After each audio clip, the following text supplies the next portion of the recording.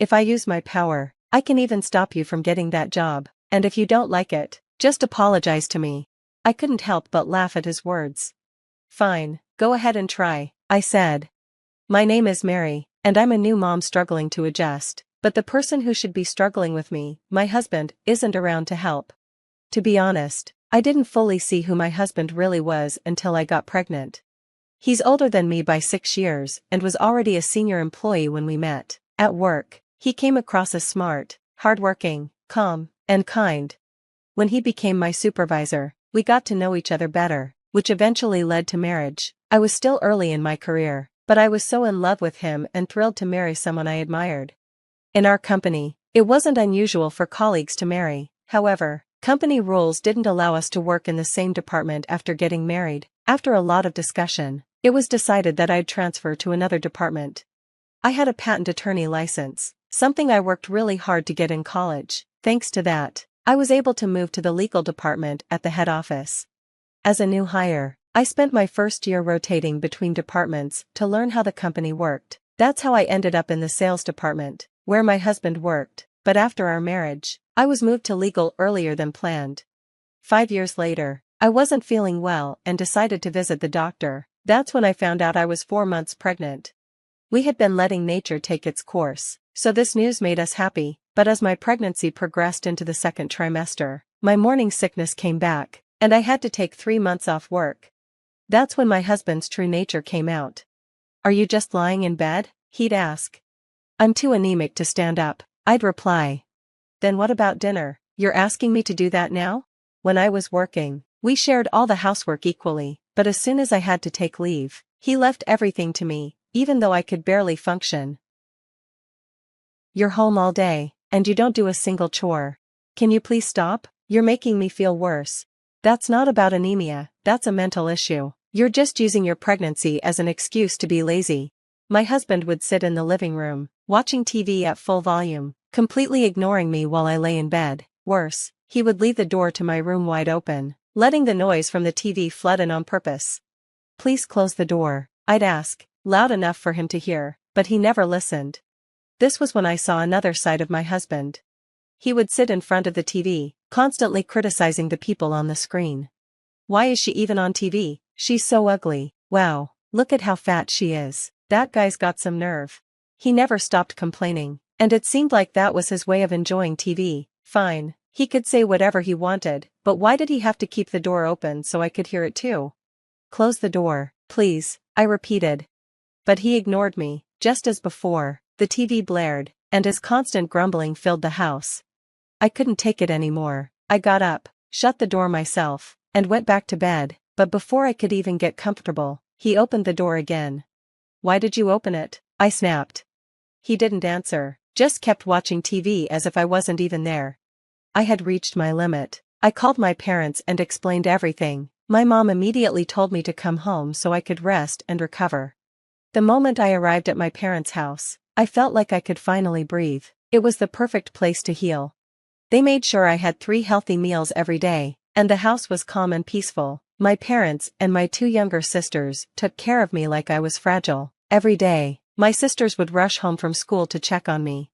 "How are you feeling?" they'd ask, their concern so genuine it made me tear up. Slowly, my health improved. I even started joining the family for meals in the dining room. "Lunch is ready," my mom said one day. "Thank you," I replied. "Do you mind if I turn on the TV?" "Go ahead," I said with a small smile. We sat together, watching a light-hearted show. My mom chuckled at the comedian on the screen. "This guy is hilarious. Once the baby's born and you're feeling better, we should visit this shopping arcade." Her laughter was so warm and natural that I started crying without realizing it. My mom noticed and looked at me, startled. "Why are you crying?" When I sniffled, my mom grew concerned. "What's wrong? Are you sick?" "No, I'm fine," I said, trying to hold back tears. "Tell me what's wrong," she urged gently. "I don't like living with Nico," I admitted. "Oh," she said, "why?" I opened up and told her everything. She listened quietly, without interrupting. "He keeps opening the door to my room on purpose, even when it's so loud, and when I close it, he just opens it again. He's always complaining about the TV. I want to laugh with him, The way I laugh with you. My mom frowned. That's not good, especially with a baby on the way. I can't stand the thought of him acting like this in front of our child, I said. You need to talk to him, my mom suggested. I don't want to see him anymore, I blurted out. Mary, you're going to be a mother. You can't just walk away without trying. You have a child to think about, she reminded me. You're right, I sighed. For the sake of my baby, I decided to have a serious talk with Nico. After recovering, I took only 2 months off work and then returned to my job. I also went back to the house I shared with Nico. When I got there, the house was surprisingly clean. It seemed like he had been managing fine on his own, except for one thing, the smell. Is this my pregnancy making me sensitive to smells? I wondered. But when I opened the door to my room, I saw the source of the odor. My room was a disaster zone. Garbage and dirty dishes were scattered everywhere. It was like a dump. Did he eat in here? I thought in disbelief. Just then, Nico came home. What, you're back? He said, looking annoyed. What's all this? I asked, pointing to the mess in my room. What's what? He replied carelessly. My room, why is it like this? Oh, that? It's your punishment for neglecting your chores, not taking care of me, and running off to your parents' house. I stared at him in shock. And by the way, he continued, you've gained weight, don't get any fatter, or I'll divorce you. I couldn't believe what I was hearing. You weren't like this before I got pregnant. Why are you acting this way now? I've always been like this, he said smugly, you just didn't notice. If you keep neglecting me, faking sickness, or running back to your parents, I'll punish you again, he added. And what about our child? I asked, desperate to find some reason in him. Huh? The baby, shouldn't we put our child first? He laughed mockingly, you're so stupid. Of course, I come first, the baby comes second. Now, go make dinner. That was the last straw. I'm moving back to my parents' house, I said firmly. Go ahead, he sneered, but you'll just get punished again.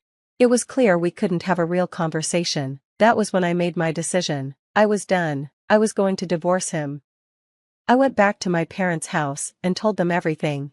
I never expected things to get this bad, I said. What can I say? He's a twisted jerk, my dad muttered. No, he's a twisted scumbag, my younger sister chimed in. My family's support made me smile for the first time in a while. With their warmth and care, my baby and I were fine. Time passed, and I gave birth to a healthy baby boy. Though I was told I could take a year of parental leave, with my mom's help, I returned to work after just 6 months. I worked hard for my son, determined to provide him with a good life. One day, on my day off, I decided to go back to Nico's house to finalize our divorce. When he saw me, he smirked and waved the divorce papers in front of me. I'm divorcing a fat wife like you. Here's the paperwork, he said, grinning wickedly. Perfect, I said, reaching for the papers. You're faster than I thought. Let's get it done. But before I could take them, he crumpled them up. What are you doing? I asked, annoyed. Wait, listen to me first, he said, looking desperate. What? Look at me. No, you just said you wanted to divorce me. Now let's do it. You won't be able to live without me, he declared. Actually, I've done just fine without you these past 6 months. Life has been peaceful. I'm a salesman, he shouted. So? I bring work to the company. Without me, none of you would even have jobs. Are you serious right now? I asked, rolling my eyes. A company is only as good as its salespeople. You should respect me. Okay, I said, pulling out the divorce papers from my bag. Just sign these. He grabbed for the papers, trying to tear them up. What do you think will happen if you tear them up? I asked calmly, stopping him in his tracks. Then I pulled out a voice recorder and my phone from my bag. I've recorded everything you just said, I told him. He snatched the recorder from my hand, but I didn't flinch. My phone is connected to a colleague, I lied smoothly. Even if you destroy the voice recorder, they've already heard everything, and if you don't sign, I'll help them file a complaint against you in the sales department. I stared at him. So what's it going to be? Sign the papers, or make it worse for yourself? Defeated, he nodded and filled out the divorce papers. I don't want any alimony or child support, just stay away from us, I told him firmly. Fine, he muttered. I grabbed the signed papers and left without looking back. Thanks, Mom, I said into my phone. It's okay, Just head to the city office and get it filed, she replied. I had been on the phone with her the whole time, letting her listen in case anything went wrong. Thankfully, Nico never figured out I was bluffing. Though I could have gotten help from my colleagues, I didn't want to involve him. As much as I hated Nico, he was someone I had once loved. I couldn't destroy his career, even after everything he'd done. But in the end, his actions made me realize my mercy had been wasted. After the divorce was finalized, rumors about me spread like wildfire. My ex-husband didn't waste a second, calling me a terrible wife, accusing me of harassment, and painting himself as the victim. He used every possible opportunity to tarnish my name, but I stayed silent. They say mothers are strong women, I reminded myself. For my child's sake, I refused to let his words bring me down. The only mistake I ever made was being blind to the kind of man he was. Unfortunately, sympathy for him grew in the sales department. One day, I was washing my cup in the office break room when I heard his voice behind me. "Hey," he said. I turned around, surprised. "What do you want?" "I came to see you," he said, grinning smugly. "Why?" I asked bluntly. "You're in trouble right now," he said, leaning against the counter. "What trouble?" "Everyone at the company thinks you're the bad one," he said, trying to sound intimidating. I shrugged. "Okay." His smirk faltered. He had expected me to be upset. "I've got work to do, bye," I said, turning to leave. But he stepped in front of me, blocking my path. "That's what happens when you piss me off," he sneered. "So, what exactly do you mean by that?" I asked, unfazed. His confidence wavered at my calm response. "You're getting a bad reputation in the company," he snapped, trying again. "And? Isn't that a problem for you?" "Not at all," I replied, smiling. His frustration grew. "If I wanted to, I could use my influence to ruin your career. If you don't like it, just apologize to me." I couldn't help but laugh. "Go ahead," I said. "Do you even know what my job is?" "Only people in the development department could make my job harder, and guess what? I'm a patent attorney, you're a sales manager. Our roles don't overlap at all. You have no power here." "Oh, so you think you can get a patent just by talking to me?" My ex-husband sneered. "You'll never get it. If you're going to apply for a patent, don't bother doing it with me." Then, he suddenly grabbed my cup and swung it in the air, as if to hit me. I shut my eyes quickly, bracing for impact.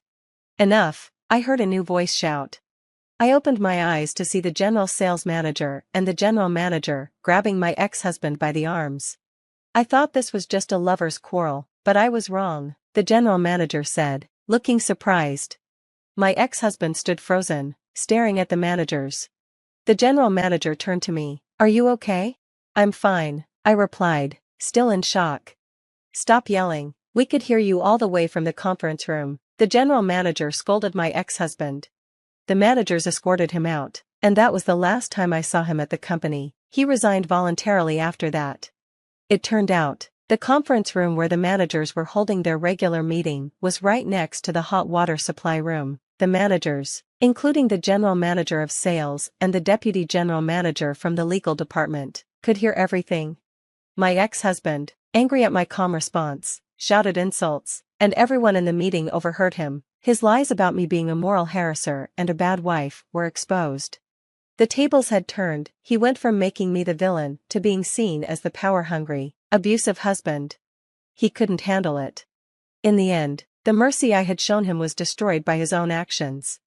As for what happened to him after that, I don't know. I'm just glad he's out of my life. The truth always comes out. Now, with my ex-husband gone, my stress is gone too. I'm focusing on working harder and becoming a mother my son can be proud of. As for my ex-husband, looking back, I think everything he did was pointless. But I'm just glad Mary is doing better.